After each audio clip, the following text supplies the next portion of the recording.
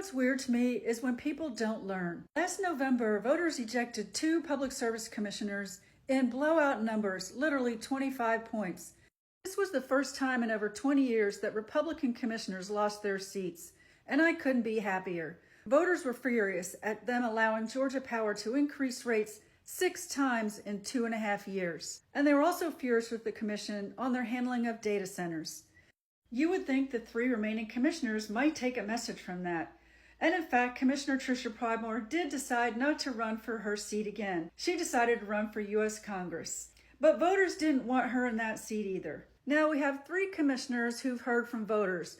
We don't want you. Go home. Last Thursday, the 2 new commissioners tried to make some modifications in the form of 4 motions that would have reduced power bills for Georgia Power customers just a little bit, in hopes that one of the 3 remaining commissioners might have learned a lesson. So for the first motion, I move to add the following paragraph to the storm damage recovery.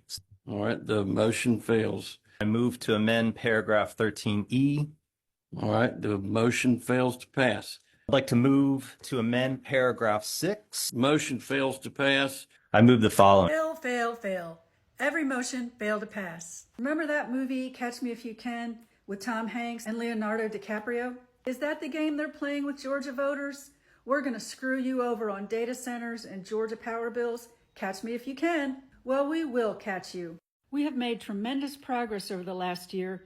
The idea that I could sit here and say that we've gotten rid of 3 out of 5 commissioners is beyond my wildest expectations. Now we just have to help Peter win his seat for the full term, and we have to help Sheila Edwards take the seat that Tricia Pridemore vacated. I know November is far away, but please go to my website, take the pledge to vote, because make no mistake, monopoly utilities in the United States are a big problem. They add gargantuan profits to our bills, and as soon as they can, they raise their profits and raise your bills to pay for it. That's the game they've played in Georgia a long time.